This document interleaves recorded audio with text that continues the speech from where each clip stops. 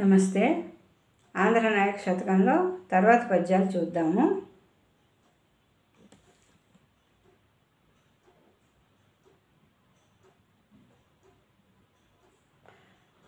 దుర్యోధనుండవజ్జుడవంచు మానెగా కలుక బంధింపగా తలపలేదే. గోపాలుడవు పూజ గొందువేరాయని సభ నిన్ను తిట్టడే చైజ్జుడెదిరి. నీలాంఛనంబుల బోలు చిహ్నలు దాల్చి తానే నీవనడి యుద్ధతిని పౌండ్రుడు. ఎవ్వరు పట్టలేరేను పట్టెదనంచు యవనుండు తరుమడే ఆహవమున. నృపులు కొందరు వెరచిరే నీకు మున్ను ప్రాణముల కాసపడరేని భండమున.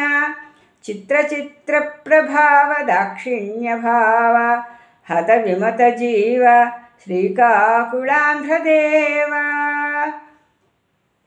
ఇందులో శ్రీకృష్ణుడిని ద్వేషించినటువంటి వాళ్ళ గురించి చెప్తున్నాడు కవి. ఆ రోజులలో కూడా శ్రీకృష్ణుడు భగవంతుడంటే నమ్మని వాళ్ళు చాలామంది ఉన్నారు. వాళ్ళంతా కూడా కృష్ణ ద్వేషులు. అతను చేసిన ఘనకార్యాలన్నింటినీ కూడా నమ్మకుండా ఎద్దేవా చెయ్యడమే వారి పని అన్నమాట.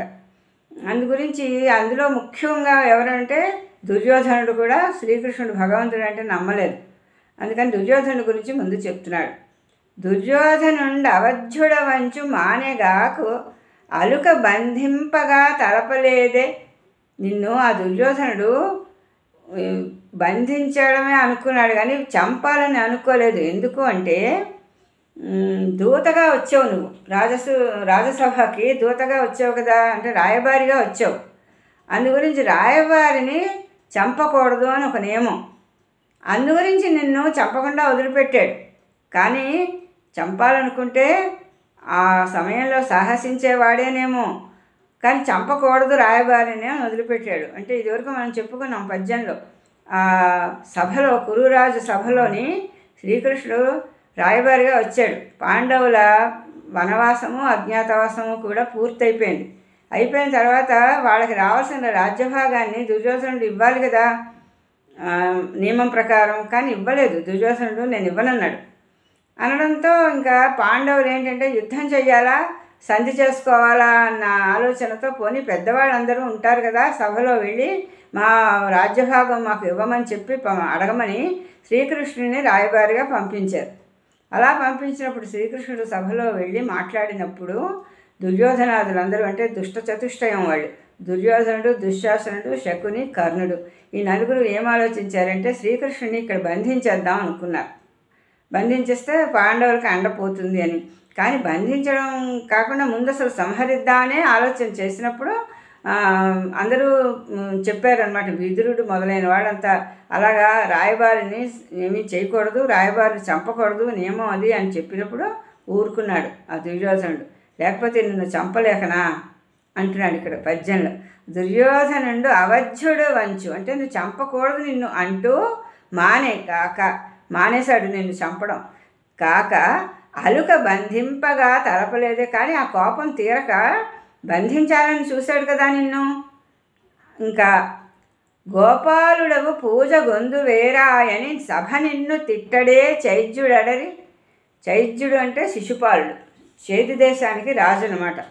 ముందు ఆ రుక్మిణీదేవిని ఇతనికే ఇచ్చి వివాహం చేద్దాం అనుకున్నాడు. రుక్మిణీదేవి అన్న రుక్మి. అప్పుడు ఆమె సందేశం పంపించడం వలన శ్రీకృష్ణుడు వచ్చి ఈ రాజులందరినీ కూడా ఓడించాడు. అంటే జరాసంధుడు, సాళ్వుడు, దంతవక్త్రుడు ఈ శిశుపాలుడికి సహాయంగా వచ్చారు. వాళ్ళందరినీ కూడా యుద్ధంలో జయించి రుక్మిణీదేవిని తీసుకెళ్ళి వివాహం చేసుకున్నాడు. అందుగురించి ఆ చైజ్యుడు అనేవాడికి చాలా కోపం. శిశుపాలుడికి కృష్ణుడు అంటే కోపం. ఒకటి, అతను చిన్నతనం నుండి కూడా శ్రీకృష్ణుడికి విరోధి. మేనత్త కొడుకే శ్రీకృష్ణుడికి శిశుపాలుడు. అయితే శిశుపాలుడి తాలూకు 100 తప్పుల్ని మాత్రం క్షమిస్తానని మేనత్తకి మాటిస్తాడు శ్రీకృష్ణుడు. ఎందుకంటే శ్రీకృష్ణుడు ఒకసారి శిశుపాలుడి నగరానికి వెళ్ళినప్పుడు శిశువుగా ఉన్నాడు శిశుపాలుడు. అతడు పుట్టడం చాలా వికృతంగా పుట్టాడు. 3 కళ్ళు 4 చేతులు అలాగా వికృతంగా ఉన్న బిడ్డ పుట్టినప్పుడు ఆమె చాలా బాధపడింది. అయ్యో ఇటువంటి వికృతమైన శిశువు జన్మించేయడేమిటి అని. అప్పుడు అశరీరవాణి చెప్పింది, ఈ శిశువుని ఎవరైతే ఎత్తుకుంటారో ఆ ఎత్తుకున్నప్పుడు అతని రూపం మామూలుగా అయిపోతుందో అతని చేతిలో ఇతనికి మరణం సిద్ధిస్తుంది అని. ఆ రకంగా ఆమె ఏం చేసేదంటే వచ్చిన వాళ్ళందరి చేతుల్లోనే ఆ పసిబిడ్డను పెడుతూ ఉండేది. అలా శ్రీకృష్ణుడు వసుదేవుడు వీళ్ళంతా ఒకసారి వచ్చినప్పుడు శ్రీకృష్ణుడి చేతిలో కూడా బిడ్డను పెట్టినప్పుడు వెంటనే అతను మామూలు శిశువుగా మారిపోయాడు. మారిపోగానే ఆమెకు తెలిసిపోయింది తల్లికి, ఈ కృష్ణుడి చేతిలోనే తన కుమారుడు మరణిస్తాడని. అందు గురించి ఆ మేనల్లుని వేడుకుంది, నా కుమారుడిని సంహరించొద్దు, నాకు పుత్రశోకాన్ని కలిగించొద్దు అని. అప్పుడు శ్రీకృష్ణుడు ఒక మాట చెప్పాడు, అత్త నువ్వు అడుగుతున్నావు కాబట్టి చెప్తున్నాను, నా అంతటా నేను ఎప్పుడూ ఇతనికి హాని చెయ్యాలని అనుకోను. కానీ ఇతడు నన్ను కనుక ఎప్పుడైనా తిట్టినా నాకు హాని చెయ్యాలనుకున్నా మాత్రం నేను ఊరుకోను. అక్కడికి ఒక వరం ఇస్తున్నాను నీకు, ఏమిటంటే 100 తప్పులు ఇతను చేసే వరకు నా ఎడలో నేను క్షమిస్తాను. 100 తప్పులు పూర్తిగా చేసేస్తే అప్పుడు మాత్రం నేను సంహరిస్తానని చెప్పాడు. అయితే ఆమె ఏమనుకుందంటే 100 తప్పులు ఎందుకు చేస్తాడు తన కుమారుడు, బావే కదా కృష్ణుడు, అందుకని చాలా సంతోషించింది. 100 తప్పులు ఎలాగా చెయ్యడు నా కుమారుడు అనుకుంది పాపం. కానీ శిశుపాలుడు పెరిగి పెద్దవాడుతున్న కొద్దీ కృష్ణుడు అంటే వైరాన్ని పెంచుకుని అతను ఎప్పుడూ తిడుతూనే ఉండేవాడు. ఈ రాజసూయాగం అయిపోయిన తర్వాత సభ జరిగింది కదా, ఆ సభలో శ్రీకృష్ణుడికి అగ్రపూజ చేశాడు ధర్మరాజు. చేసినప్పుడు ఆ శిశుపాలుడు లేచి నిలబడి, ఈ గోపాలకుడు జారుడు, చోరుడు, ఒక కులం అనేది లేదు, క్షత్రియుడు కాడు, తల్లిదండ్రులు ఎవరో తెలియదు, ఇటువంటి వాడికి అగ్రపూజ చేస్తారా, మీ ఎవరికైనా బుద్ధి జ్ఞానం లేవా అంటూ ఆ సభలో ఉన్న వాళ్ళందరినీ కూడా హేళన చేస్తూ ఎన్నో దుర్భాషలు ఆడాడు శ్రీకృష్ణుడు. మానహీనుడు ఇతని రాజ్యం చేసే అర్హతే లేదు, ఇలాగా ఎన్నో రకాలుగా దుర్భాషలు ఆడి గోపాలకుడు గోవుల్ని కాచుకునేవాడు, గొల్లవాడు, ఇతడికి అగ్రపూజ అని కూడా అన్నాడు. అందుకే ఇక్కడ చెప్తున్నాడు, సభ నిన్ను తిట్టడే చైద్యుడెదిరి గోపాలుడు పూజ గొందువేరా అని. ఆ సభలోనే ఎదిరించి నిన్ను తిట్టాడు ఆ శిశుపాలుడు. ఆ తిట్లన్నీ నువ్వు విన్నావు కదా అన్నాడు. కానీ తర్వాత జరిగిన విషయం ఏమిటి, అప్పటికి 100 తప్పులు పూర్తయిపోయాయి శిశుపాలుడు చేసినవి. వెంటనే శ్రీకృష్ణుడు చక్రాన్ని ప్రయోగించి శిశుపాలు తలని ఖండించేశాడు. ఆ విషయం ఇక్కడ చెప్పడం లేదు కవి, ఎందుకంటే మనం ఎలాగా తలుచుకుంటాం కదా ఈ పద్యం చదువుతున్నప్పుడు. అందుకని ఆ రోజు నిన్ను శిశుపాలుడు అన్ని తిట్లు తిట్టాడు కదా అన్నాడు. తర్వాత నీ లాంఛనంబుల పోలు చిహ్నలు దాల్చి తాని నీవనడి యుద్ధతిని పౌండ్రుడు అంటే పౌండ్రక వాసుదేవుడు ఇతని పూర్తి పేరు. కరుష నగరం అని ఉంది. ఆ కరుష దేశానికి ఈ పౌండ్రకుడు రాజు. అయితే అతను పౌండ్రక వాసుదేవుడు అని పేరు పెట్టుకుని మొదటి నుంచి కూడా నేను అసలు వాసుదేవుని ఈ భూమి మీద. ఆ శ్రీకృష్ణుడిని అందరూ వాసుదేవుడు అంటున్నారు కదా, అసలు వాసుదేవుడు అంటే అర్థం ఏమిటి, వసుదేవుడు కుమారుడు. శ్రీకృష్ణుడు వసుదేవుడు కుమారుడు కదా, అందుకని అతడు వాసుదేవుడు అయ్యాడు. కానీ ఈ పౌండ్రకుడు ఏం చేశాడు, తాను వాసుదేవుడు అని పేరు పెట్టుకుని ఈ భూమి మీద 2 వాసుదేవులు ఉండడానికి వీలు లేదు, నేనే అసలైన వాసుదేవుడిని, అతడు ఉత్తి వాసుదేవుడు కాదు, గొల్లవాడు, ఏమాత్రం మర్యాద లేనివాడు అని అందరితో చెప్తూ తను కూడా ఒక చక్రాన్ని, ఒక గదని, ఒక శంఖాన్ని, ఆ తర్వాత ఒక విల్లుని ధరించి వనమాలని వేసుకునేవాడు మెడలో. తర్వాత కృత్రిమంగా శ్రీవత్సం అనే పుట్టుమచ్చ వక్షస్థలంలో ఉంటుంది కదా శ్రీకృష్ణుడికి, అది కూడా కృత్రిమంగా ధరించేవాడు. అలాగే ఒక కౌస్తుభమణి లాంటి మణితోటి ఒక రత్నహారాన్ని చేసుకుని మెడలో వేసుకున్నాడు. ఈ విధంగా పట్టు పీతాంబరాన్ని కూడా ధరించేవాడు. మొత్తం శ్రీకృష్ణుడి రూపం ఎలా ఉంటుందో ఆ రూపంతో ఎప్పుడూ అలంకరించుకునేవాడు, ఆ రూపంతో ఉంటూ ఉండేవాడు. నేనే వాసుదేవుడిని, అతడు కాదు అంటూ అందరితో చెప్తూ ఉండేవాడు. అలా చెప్పినవాడు ఊరుకోకుండా తర్వాత ఏం చేశాడంటే, ఒకరోజు సభలో శ్రీకృష్ణుడు అందరితో కూర్చుని ఉన్నప్పుడు ఒక దూతని పంపించి దూతతో ఈ విధంగా చెప్పమన్నాడు, ఈ భూమి మీద 2 వాసుదేవులు ఉండడానికి వీల్లేదు, నీకు గనక సిగ్గు శరం ఉంటే నువ్వు నీ లాంఛనాలన్నీ తీసి పారే, లేదు నాతో యుద్ధానికి రా అంటూ ఒక రాయబారిని పంపించాడు. అప్పుడు శ్రీకృష్ణుడికి చాలా కోపం వచ్చి సరే నేను యుద్ధానికి సిద్ధం, నువ్వు కూడా సిద్ధపడని దూతతో పంపించాడు కబురు. అప్పుడు ఇద్దరు యుద్ధంలో ఎదురుపడ్డారు. ఆ ఎదురుపడినప్పుడు కూడా శ్రీకృష్ణుడి వేషంలోనే ఉన్నాడు ఆ పౌండ్రకుడు. అంటే అన్ని ఆయుధాలు శ్రీకృష్ణులాగా ధరించాడు, పట్టు పీతాంబరాన్ని ధరించాడు, వనమాలను ధరించాడు, కస్తూరి తిలకాన్ని పెట్టుకున్నాడు. తన రథానికి ధ్వజంలో మీద కూడా గరుత్మంతుడి చిహ్నాన్ని ధరించాడు. అంటే అచ్చం శ్రీకృష్ణ రూపాన్ని ధరించినట్లుగానే ధరించి వచ్చాడు యుద్ధానికి. శ్రీకృష్ణుడు ఆ యుద్ధంలో అతన్ని చూసి నవ్వుకున్నాడు. శ్రీకృష్ణుడికి ఏమనిపించిందంటే తానికి సహజ సిద్ధంగా వచ్చినవన్నీ కూడా అవి ఇతడు కృత్రిమంగా అన్నీ తగిలించుకున్నాడు. అందు గురించి శ్రీకృష్ణుడికి ఎలా కనిపించాడంటే, ఒక రంగస్థలం మీద ఒక నటుడు వేరే ఒక పాత్రని ధరించినప్పుడు అలంకారాలు చేసుకుంటారు కదా, ఆ పాత్రకు తగినట్లుగా ఆ రకంగా కనిపించాడు. రంగస్థలం మీద ఒక నటుడు అలంకరించుకున్నట్లుగా తన అలంకారాలన్నీ వాడు ధరించాడు అని నవ్వుకున్నాడు శ్రీకృష్ణుడు. ఆ తర్వాత యుద్ధం జరిగింది. ఆ యుద్ధంలో పౌండ్రక వాసుదేవుని సంహరించాడు. ఆ రకంగా పౌండ్రక వాసుదేవుడు తన చిహ్నాలన్నీ ధరించాడు. అది చెప్తున్నాడు ఇక్కడ కవి. నీలాంఛనముల బోలు చిహ్నలు దాల్చి, నీలాంఛనాలు ఏవేవైతే ఉన్నాయో శంఖ చక్ర గద శాజ్ఞాలు ఇవన్నీ కూడా తను ధరించి తానే నీవనడే యుద్ధతిని పౌండ్రుడు. ఆ పౌండ్రుడు తనే నీవంటున్నాడు.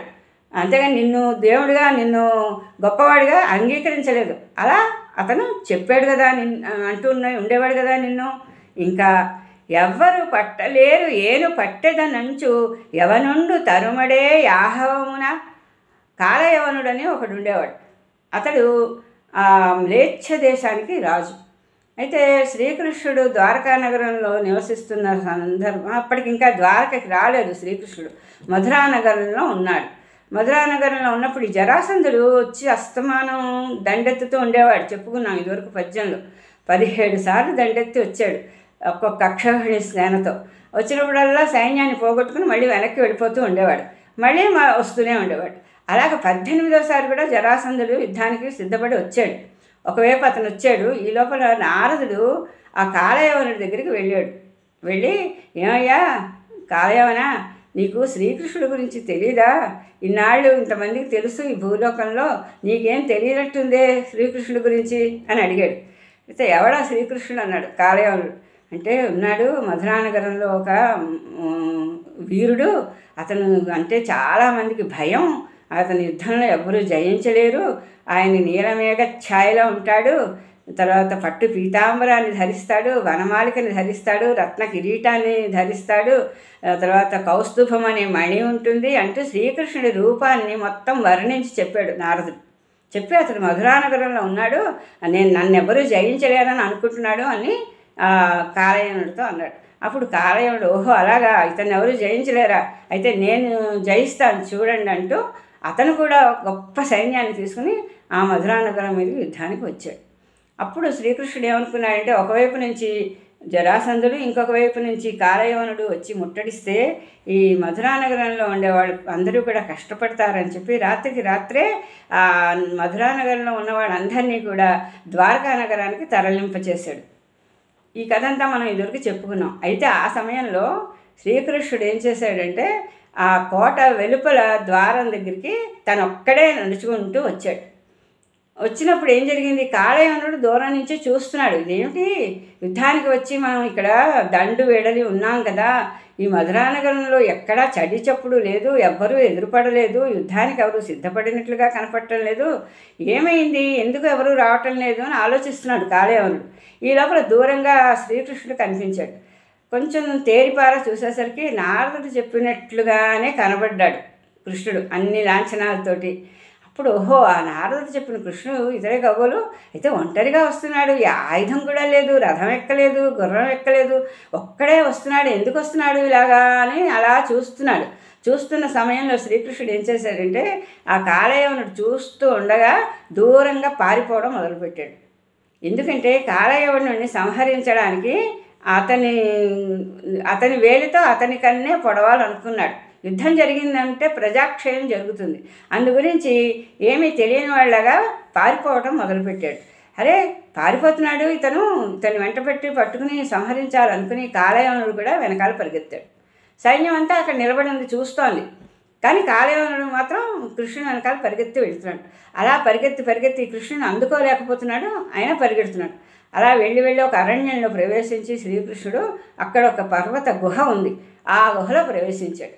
అప్పుడు కాలయవనుడు ఓహో ఇతడు గుహలో ప్రవేశించాడు, నేను కూడా వెళ్ళి చూస్తాను అనుకుని ఆ గుహలోకి వెళ్ళాడు. వెళ్ళి చూడగానే అక్కడ ముచికుందుడు అనేటటువంటి మహర్షి నిద్రిస్తున్నాడు. అంటే మహర్షి రూపంలో ఉన్నాడు, కానీ అతను కూడా ఇక్ష్వాకు వంశానికి చెందినవాడు. ఆ ముచికందుడిని చూడగానే ఏమనుకున్నాడంటే, ఈ కాలయవనుడు తను వెంట పెట్టి వచ్చినటువంటి కృష్ణుడే కావాలని నిద్ర నటిస్తున్నాడు పడుకుని అని అనుకుని కాలితో ఒక్క తాపు తన్నాడు ఆ ముచికందుడిని. ఆ ముచుకుందులకి దేవతలు ఒక వరం ఇచ్చారు. ఏమిటంటే, నిద్రలో నుండి ఎవరైనా అతన్ని భంగం కలిగిస్తే కళ్ళు తెరిచి ఎవరిని చూస్తే వాళ్ళు వెంటనే భస్మం అయిపోతారు. వెంటనే ముచుకుందుడు కళ్ళు తెరిచి చూశాడు. చూడగానే ఎదురుగ్గా కాలయవనుడు కనబడ్డాడు కదా, భస్మం అయిపోయాడు. అందుకే శ్రీకృష్ణుడు ఆ విధంగా పరిగెత్తి వచ్చి ఆ గుహలో ప్రవేశించాడు అతన్ని సంహరించడం కోసం. ఇదంతా కూడా జరిగింది కాలయవనుడి వల్ల. అందుకే ఇక్కడ ఏమంటున్నాడంటే, ఎవ్వరూ పట్టలేరు ఏను పట్టేదనంచు. ఇతని కృష్ణుని ఎవరు పట్టుకోలేరు, ఎవరు సంహరించలేరని కదా అంటున్నారు. నేను ఇప్పుడు ఇతన్ని పట్టుకుని చూపిస్తాను చూడండి అని పంతంతో నిన్ను ఆ యవనుడు తరుమడే ఆహవమున, నువ్వు యుద్ధానికి వచ్చినప్పుడు ఆ కాలయవనుడు నిన్ను తరిమాడు కదా అంటూ, నృపులు కొందరు వెరచిరే నీకు మున్ను. ఇదివరకు నృపులు రాజులు నిన్ను చూసి అందరూ భయపడతారు అని అంటారు, కానీ ఇప్పుడు నేను చెప్పిన ఈ నలుగురు కూడా నిన్ను చూసి భయపడ్డారా? భయపడలేదు. ఆ దుర్యోధనేమో బంధించాలని చూశాడు, చేదిరాజేమో తిట్టకుండా తిట్టాడు, ఆ తర్వాత పౌండ్రక వాసుదేవుడేమో నీలాగే ఉన్నానని గర్వించాడు, ఇంకా కాలయవనుడేమో నేను పట్టుకుందామని పరిగెత్తి వచ్చాడు. ఇలాగా చేశారు కదా. ప్రాణములకు ఆశపడరేని భండనమున, ప్రాణాలకు ఆశపడకుండా యుద్ధంలో ఈ రకంగా వీళ్ళందరూ నిన్ను ఎదిరించారు సుమా, ఉన్నారు నిన్ను ఎదిరించేవాళ్ళు కూడా అంటూ ఈ పద్యంలో చెప్పాడు. కానీ ఎదిరించిన వాళ్ళందరూ ఏమయ్యారు చివరికి అంటే మరణం పాలు అయిపోయారు. అది చెప్పకుండా ఆ వృత్తాంతాన్ని మాత్రం స్పృశించి ఊరుకున్నాడు కవి. ఆ విషయం మళ్ళీ మనం ఎలాగ పద్యంలో చెప్పుకుంటాం కదా, అందుకని ఆ రకంగా రాశాడు అన్నమాట. తర్వాత పద్యం. రాజులెవ్వరు పంక్తి భోజనమిడకున్న దాసునింట భుజించి తనియలేదో, బంధువులెవ్వరు గంధమీకుండిన మువ్వంకలది పూయ మురియలేదో, దొరలెవ్వరును పూల సరములీకుండిన తెలిసి మాలికుడిగ నలరలేదో, ప్రభువులెవ్వరు వస్త్ర బహుమానమీకున్న తెచ్చి ఇచ్చిన చాకి మెచ్చలేదో, పాటిసేయంగనే రాజు బంధువుడవో మున్నె నీపస తెలిసినదెన్ననేమి, చిత్ర ప్రభావ దాక్షిణ్య భావ హత విమత జీవ శ్రీకాకుళాంధ్రదేవ. ఈ పద్యంలో శ్రీకృష్ణుడు ఎక్కడికి వెళ్ళాడు? మధురా నగరానికి కంసుడు ఆహ్వానించినప్పుడు వెళ్ళి ఆ కంసుడు ఆహ్వానించినప్పుడు ఆ నగరంలో ప్రవేశించినప్పుడు ఏం జరిగిందంటే, అక్కడ ముందుగా ఎవరు ఆదరించలేదు కృష్ణుని. ఎందుకంటే కంసుడు అంటే భయం కదా, అందుకోసం శ్రీకృష్ణుని ఎవరు కూడా ఆదరించలేదు. అందువల్ల ఎవరు అతనికి భోజనంకి పిలవలేదు. ఎందుకంటే అసలు మధురా నగరం పుట్టిన స్థలం శ్రీకృష్ణునికి. అక్కడ అంతమంది బంధువులు ఉన్నారు. పెరగడం అంటే గొల్లపల్లిలో పెరిగాడు కానీ ఎవ్వరూ కూడా అతనికి పిలవలేదు భోజనానికి. అప్పుడు ఏం చేశాడంటే, తన భక్తుడైనటువంటి అక్రూరుడి ఇంట్లో భోజనం చేశాడు. ఆ తర్వాత బంధువులెవ్వరు గంధమీకుండిన మువ్వంకలది పూయ మురియలేదో, గంధం పూసుకోవడానికి అడిగితే ఎవరు ఇవ్వలే, అంటే నీకు ఇవ్వలేదు ఎవరును. ఎందుకంటే సాధారణంగా ఏంటంటే రాజసభలకి వెళ్ళినప్పుడు చక్కటి వస్త్రాలు ధరించాలి, అందమైనటువంటి పూలహారాలు నగలు ధరించాలి, అలాగే శరీరం నిండా గంధాన్ని పూసుకోవాలి, మంచి సముచితమైన వేషంతో రాజసభలో ప్రవేశించాలి. మరి ఇప్పుడు కంసుడు రాజసభకి వెళుతున్నాడు కృష్ణుడు. అందు గురించి అతని దగ్గర పల్లెటూరు నుండి వచ్చాడు కదా, అందువల్ల అతని దగ్గర అలంకారాల సామగ్రి ఏమీ లేదు. అందు గురించి ఏం చేయాలా అని ఆలోచిస్తున్నప్పుడు ఆ కుబ్జ అనేటటువంటి ఒక గూని స్త్రీ, అంటే ఆమె 3 వంకలు తిరిగి ఉంది రూపం, అంటే చాలా పొట్టిగా ఉంది, 3 వంకలతోటి ఉంది శరీరం, గూని నడ్డి, తర్వాత కుర్చ కాళ్ళు, ఈ విధంగా ఆమె అందవికారమైనటువంటి రూపంతో ఉంది కుబ్జ ఆమె పేరు. ఆమె కంసుడికి గంధాన్ని ఎప్పుడూ కూడా తీసుకెళ్ళి ఇస్తూ ఉంటుంది కంస భవనానికి. అయితే ఆమె ఎదురుపడింది శ్రీకృష్ణుడికి. ఎదురు పడినప్పుడు శ్రీకృష్ణుడు నాకు కొంచెం గంధం ఇస్తావా అని అడిగాడు. అడిగితే ఆమె ఈ శ్రీకృష్ణుడి తాలూకు జగన్మోహనమైన ఆకారాన్ని చూసి మైమర్చిపోయి తప్పకుండా తీసుకో నాయనా అని చెప్పి ఆ గంధాన్ని తీసి ఆ శ్రీకృష్ణుడికి ఇచ్చింది. అప్పుడు శ్రీకృష్ణుడు చాలా సంతోషించాడు. ఎందుకంటే తను అడిగిన వెంటనే ఇచ్చింది కదా ఆమె అలంకారం. అందుకని ఆమె పాదం మీద తన పాదం మోపు పెట్టి ఆమె తల దగ్గర ఈ గడ్డం దగ్గర చేయి పెట్టి ఒక్కసారి ఇలా మీద ఎత్తగానే ఆమె వికృత రూపం ఒక్కసారి పోయి ఎంతో అందమైన యువతిగా మార్పు చెందింది కుబ్జ. అయితే ఈ కథ అంతా చెప్పటం లేదు ఇక్కడ. చెప్పకుండా ఏం చేస్తున్నాడంటే కవి, మువ్వంకలది పూయ మురియలేదు, బంధువులు ఎవరు నీ గంధం ఇవ్వకపోతే ఆ 3 వంకలు కలిగినటువంటి ఆ స్త్రీ ఉందే అది నీకు ఇచ్చింది ఏదో దయతలిచి కొంచెం గంధం. అలాగే దొరలెవ్వరును పూలసరము లీకుండిన తెలిసి మాలికుడిగా నడరలేదో, పూలదండలు ధరిద్దామంటే ఎవరు ఇవ్వలేదు నీకు. అప్పుడు అక్కడ తోవ వెంట వెళుతూ ఉంటే అక్కడ సుధాముడు అనేటటువంటి ఒక మాలాకారుడు ఉన్నాడు. ఆ మాలాకారుడి ఇంటికి వెళ్ళి నాకు కొన్ని పూలదండలు ఇస్తావా అని అడిగాడు శ్రీకృష్ణుడు. ఓ తప్పకుండా తీసుకోండి అని చెప్పి ఆ సుధాముడేమో తన దగ్గర ఉన్న మంచి మంచి పూలదండలన్నీ ఈ శ్రీకృష్ణుడికి, బలరాముడికి, మిగిలిన వాళ్ళందరికీ ఇచ్చాడు. అయితే అప్పుడు కూడా చాలా సంతోషించాడు శ్రీకృష్ణుడు. సంతోషించి నువ్వు నాకు అడిగిన వెంటనే ఈ పూలదండలు ఇచ్చావు కాబట్టి నీకు నేను ఏం కావాలో కోరుకో ఇస్తానన్నాడు. అంటే ఆ కుబ్జకేమో వికృత రూపాన్ని పోగొట్టి ఆమెకేమో మంచి రూపాన్ని ఇచ్చాడు. ఇక్కడ ఈ సుధాముడికి కూడా నీకు కావలసిన ఏదైనా సరే కోరిక తీరుస్తానన్నప్పుడు అతడు చాలా యోగ్యుడు. అందు గురించి ఏమన్నాడంటే, నీ పాద కమల సేవయు నీ పాదార్చకుల తోడి నెయ్యము నితాంతాపార భూత దయయును తాపసమందార నాకు దయసేయగదే. అది తప్ప నాకు ఇంకేమవుతూ నీతో భక్తి కలిగిన వాళ్ళ సహచర్యం ఉంటే చాలు. నాకు ఈ భూతదయ కలిగి ఉండాలి. నేను అంటే ప్రాణుల ఎల్లవేళలా దయని కలిగి ఉండాలి. అంతకంటే నాకు ఇంకేం వరం వద్దని అన్నాడు. అంత మంచివాడు అతను. ఆ రకంగా అతను నీకు పూలదండలు ఇచ్చాడు. ఇంకా ప్రభువులెవ్వరు వస్త్ర బహుమానం మీకున్న తెచ్చి ఇచ్చిన చాకి మెచ్చలేదో. వస్త్రాలు ధరించాలంటే మంచివి లేవు. అందుకని తోవంట ఒక చాకలివాడు ముందు వెళుతూ ఉంటే కొన్ని బట్టలు ఇవ్వమని అడిగాడు. రాజభవనానికి వెళుతున్న వాడిని పిలిచి. దాంతో అతడి ఆడ ఏమన్నాడు, మీరెవడో పల్లెటూరు నుండి వచ్చిన వాడికి నేను ఎందుకు ఇస్తాను, ఇవన్నీ కూడా రాజుగారి భవనానికి తీసుకెళ్ళవలసిన వస్త్రాలు, ఇవన్నీ మీకెందుకు ఇస్తాను నేను, పొండి తిరస్కారంగా మాట్లాడితే అతనికి బుద్ధి చెప్పి వెంటనే అతను సంహరించాడు శ్రీకృష్ణుడు.